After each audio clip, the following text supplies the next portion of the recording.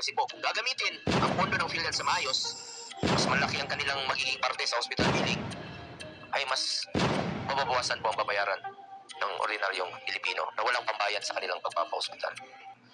At hindi niya napansin yung single period of confinement policy kung sinabi niyo nga 2013.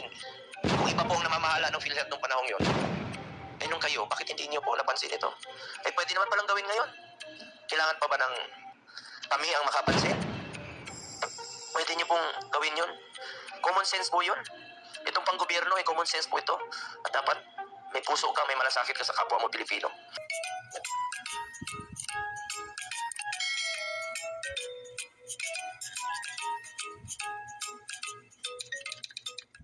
Implement ang ating UHC.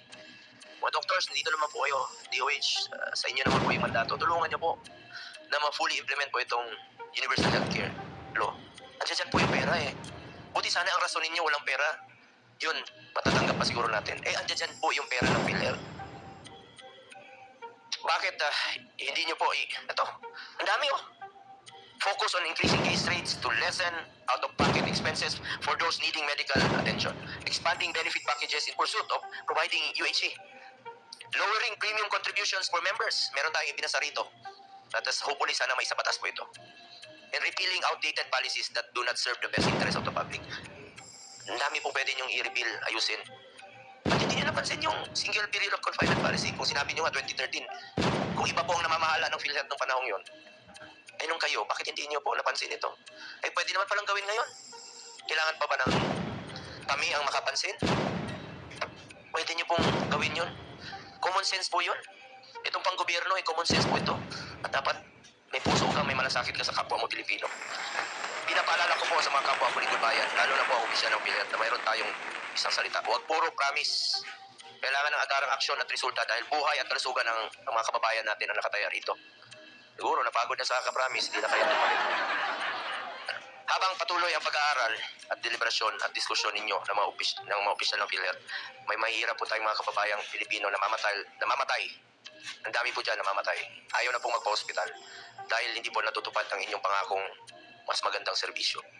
We must all act with an extreme sense of urgency kasi buhay po ang nakataya dito. The ongoing policy discussions and reviews within PhilHealth should not and cannot just happen at the cost of people's lives. These are real people. Our parents, our children, our grandparents, our breadwinners who are suffering and dying due to preventable conditions simply because the resources are not reaching them on time.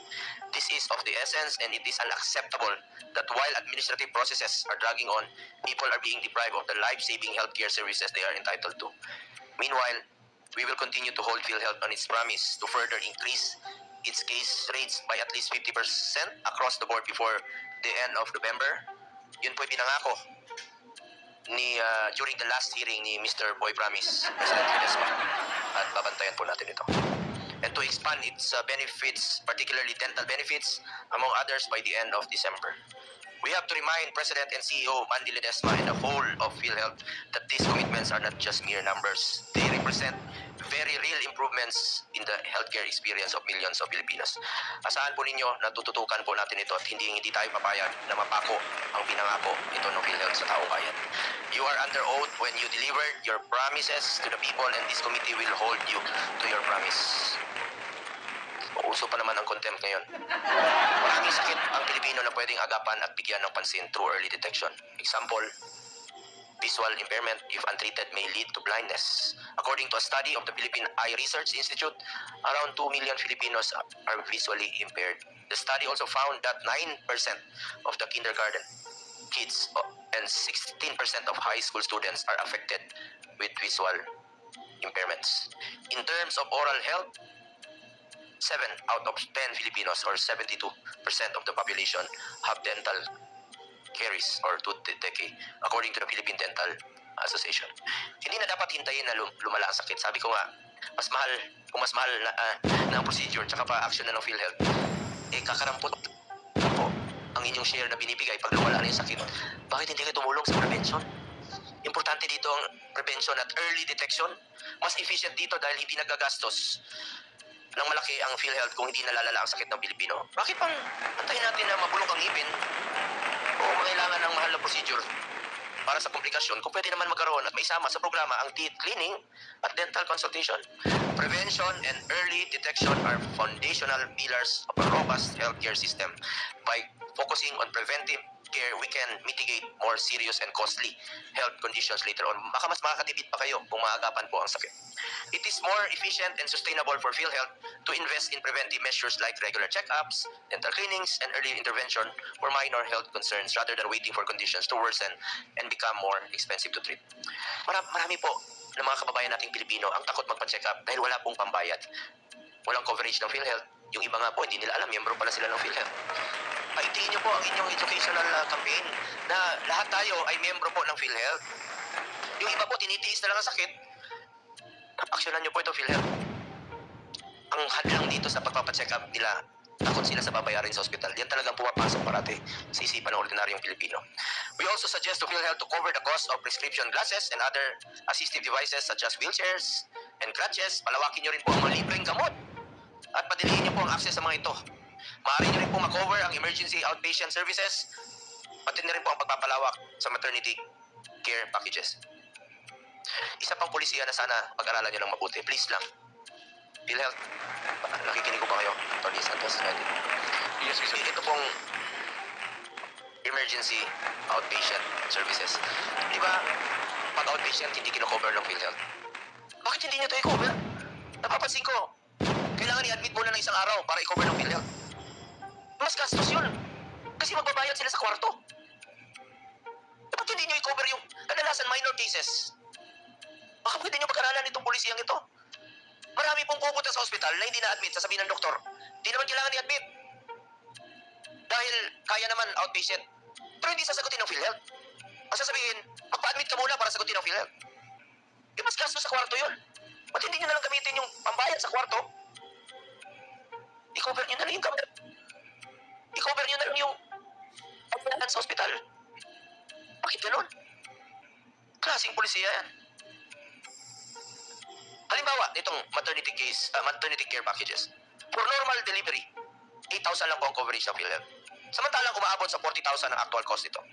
Dapat taasan rin po ang benepisyo para sa mga treatment ng top 10 leading causes of death. Baka maagapan natin ito. 10. Pwede maagapan. Ilang buhay pang pwede nating masalbar. Tulad ng sakit sa puso.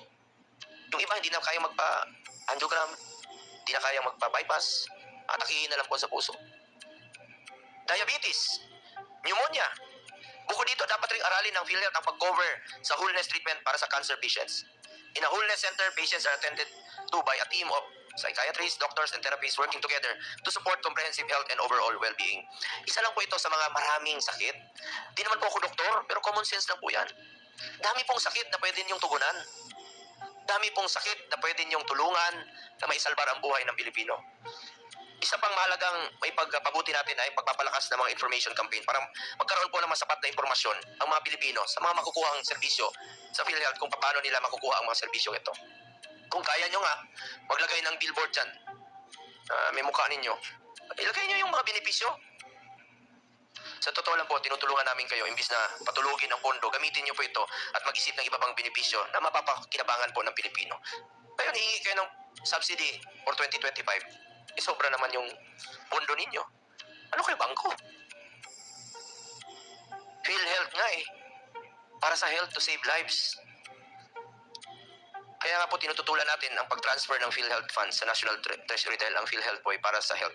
In this hearing, we will also cover several areas of concern including the continued effort for the provision of health emergency allowance for qualified health workers.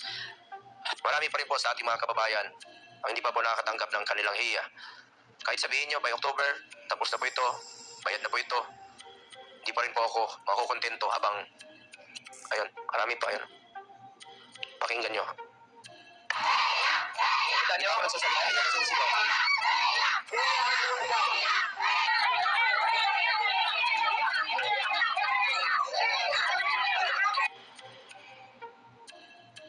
Yan o.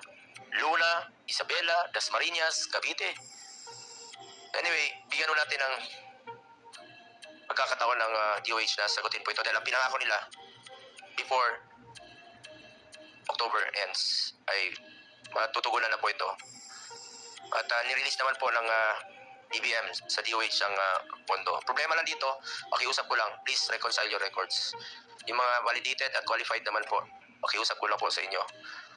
Balikan niyo po ito, Yusek Bravo, Sec Domingo. Yun naman ang pinangako ninyo ni Sec Herbosa.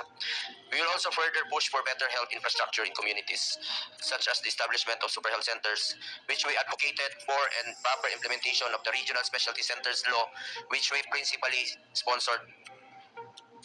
24-0 po ang boto niyon dito sa Regional Specialty Centers dahil alam po nila na makakatulong po ito sa mga kababayan natin na ilapit yung serbisyo medical through super health centers. May karamdaman sa heart, hindi na kailangan pumunta ng heart center, doon na po sa mga selected DOH hospital. Suportahan niyo po ito, kaya natin isinabatas ito para tuloy-tuloy po ang pagpapalawak ng mga specialty centers all over the country. We will also discuss 12 measures that aim to establish and upgrade new public hospitals. Sa kaikot ko po sa buong Pilipinas, marami pong mga hospital, kulang talagang hospital beds, kulang talagang pasilidad, kulang talaga yung infrastructures. Isang kama, 2 pasyente. Ano gagaling yung pasyente kung ganun po ang kanilang kinatatayuan?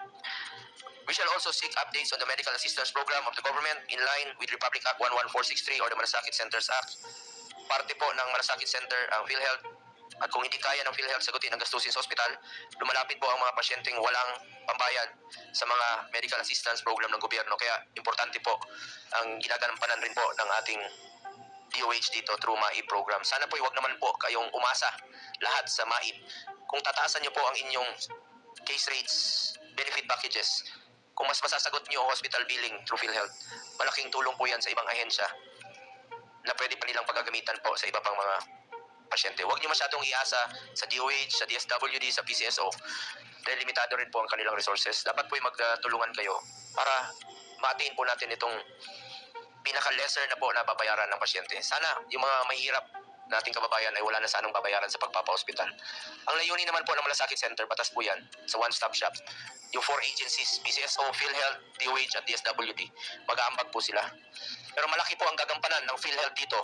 Kasi po, kung gagamitin ang pondo ng PhilHealth sa maayos, mas malaki ang kanilang magiging parte sa hospital billing, ay mas mababawasan po ang babayaran ng ordinaryong Pilipino na walang pambayad sa kanilang pagpapa-hospital.